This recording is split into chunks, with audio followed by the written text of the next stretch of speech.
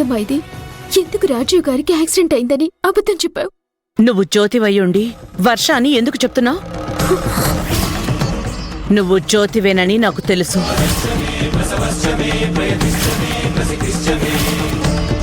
తల్లి మనసు ఎప్పుడూ అబద్ధం చెప్పదు.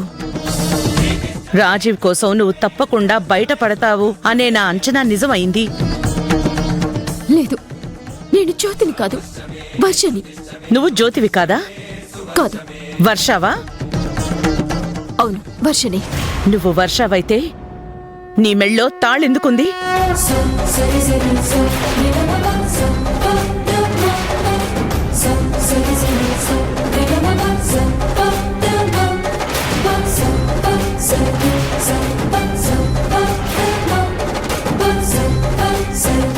నువ్వు వర్షావే అయితే నేను నా కూతుళ్లతో వాళ్ళ చిన్నప్పుడు దిగిన ఫోటో నీ దగ్గరెందుకుంది?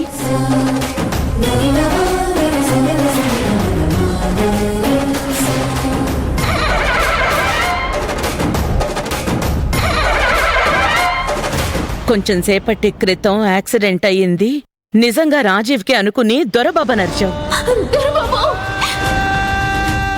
రాజీవ్ని దొరబాబని పిలిచేది ఈ ప్రపంచంలో జ్యోతి మాత్రమే. రాజీవ్ చనిపోయాడనుకుని నీ కళ్లల్లో కనబడిన బాధ, నువ్వు పెట్టిన కేకా చెప్తున్నాయి నువ్వే జ్యోతివి అని. ఇక చాలు, అబద్ధాలు చెప్పకు, కవర్ చేయడానికి ప్రయత్నం చేయకు. మౌనంగా ఉన్నంత మాత్రాన నిజాన్ని అబద్ధం చెయ్యలేవు జ్యోతి. మీ అమ్మ తప్పు చేసిందమ్మా. 4 ఏళ్లున్నప్పుడు నేను నీకు దూరం అయ్యాను. 20 ఏళ్లవుతోంది నిన్ను నాకు దూరం చేసుకుని.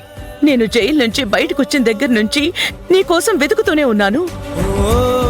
ఎప్పుడు నా కూతురు నాకు కనిపిస్తుంది, మళ్ళీ ఎప్పుడు దగ్గరికి తీసుకుంటానా అని. అసలు నాకు మళ్ళీ నా బిడ్డల్ని కలిసే అదృష్టం ఉందా లేదా అని ప్రతిరోజు ఏడుస్తూ ప్రతిరోజు దేవుణ్ణి మొక్కుకున్నాను. కోపం వచ్చినప్పుడల్లా అదే దేవుణ్ణి నిలదీశాను. ఇన్నేళ్లకు నా నిరీక్షణ ఫలించి నువ్వు దొరికినా కూడా నా కడుపు కోతని అర్థం చేసుకోకుండా నేను జ్యోతిని కాదు అంటూ నన్ను దూరం పెడుతున్నావు. అసలు నా తలరాత ఎందుకిలా రాశాడు దేవుడు? ఎందుకమ్మా ఈ అమ్మనింత పరీక్షిస్తున్నావు? ఈ బాధ భరిస్తూ బతికి ఉండడం కంటే చనిపోతేనే బాగుండేదనిపిస్తోంది. అమ్మా, అలా మాట్లాడకమ్మా. అక్షరాలు కోటి పుస్తకాలు చెప్పలేని ప్రేమ అమ్మే కదా. పంతం లేని సొంతం, పంతం లేని బంధం, స్వార్థం లేని రూపం అమ్మే కదా.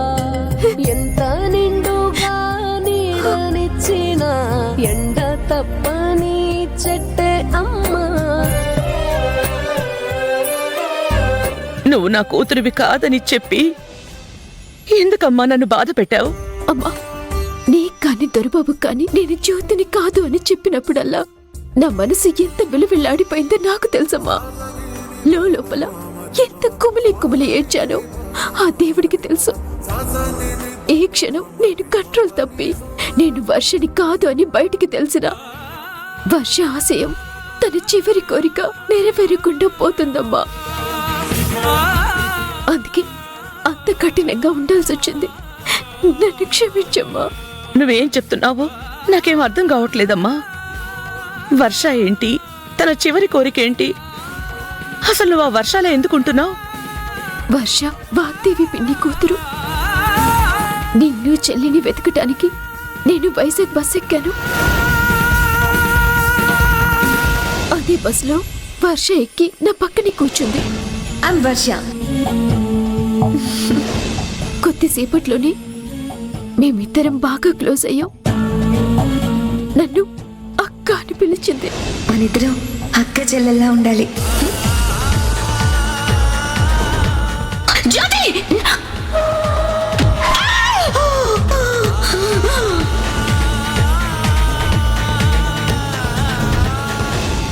నువ్వు నా స్థానంలోకి వర్షగా అక్కడికి వెళ్ళి అనాథాశ్రమాన్ని, ఆస్తిని కాపాడు. ఆస్తిని తాతయ్య వర్ష పేరు మీద రాయటం వల్ల ఒక పక్కన మాధవి అత్తయ్య ఆస్తిలో వాటా కోసం గొడవ చేస్తోంది. ఇంకో పక్కన దాయాదులు ఎలాగైనా హస్తగతం చేసుకోవాలని గోతికాడ నక్కలాగా ఎదురు చూస్తున్నారు. నేను వర్షని కాదని తెలిసిన మరుక్షణం అనాథ శరణాలయం అనాథవుతుంది. అందుకే పెళ్లికి ముందు ఆస్తిని అనాథ శరణాలయానికి రాసిచ్చే వరకు నేను బయట పడకూడదు అనుకున్నాను. తప్పు చేసుంటే నన్ను క్షమించమ్మా.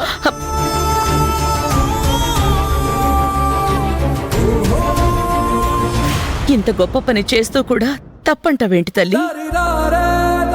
దేవుడు నీకు ఎంతో ఉన్నతమైన మనసిచ్చాడు.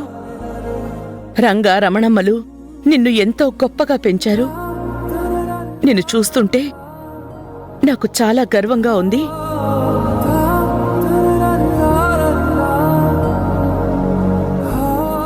కాని నా చెల్లెలు వాగ్దేవిని తలుచుకుంటేనే చాలా బాధగా ఉంది. దేవుడెందుకమ్మా తనకి అలాంటి రాత రాశాడు? భర్తని తీసుకెళ్లిపోయి తన నుదుటన బొట్టును చెరిపేశాడు. కన్న కూతుర్ని శాశ్వతంగా తనకి దూరం చేశాడు.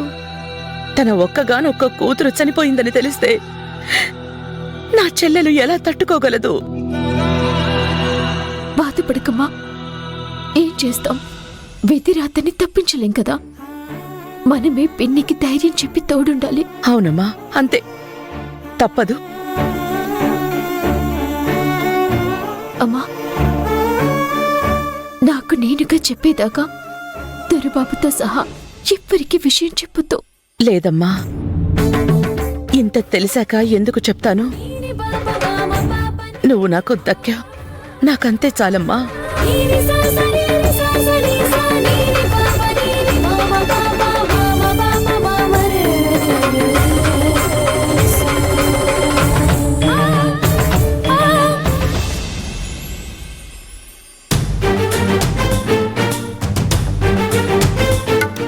అత్తయ్య తనని జ్యోతి అని బయట పెట్టడానికి సూపర్ ప్లాన్ వేసింది.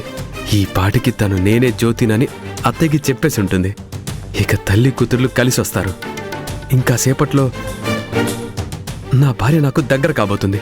తనొచ్చి ప్రేమగా దొరబాబు అని పిలిచే పిలుపు కోసం నేనెదురు చూస్తున్నాను.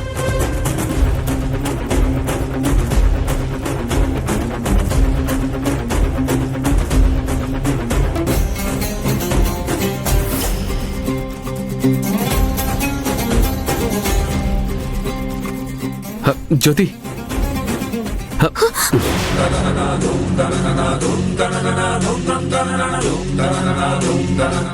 ఏం చేస్తున్నారు రాజు గారు?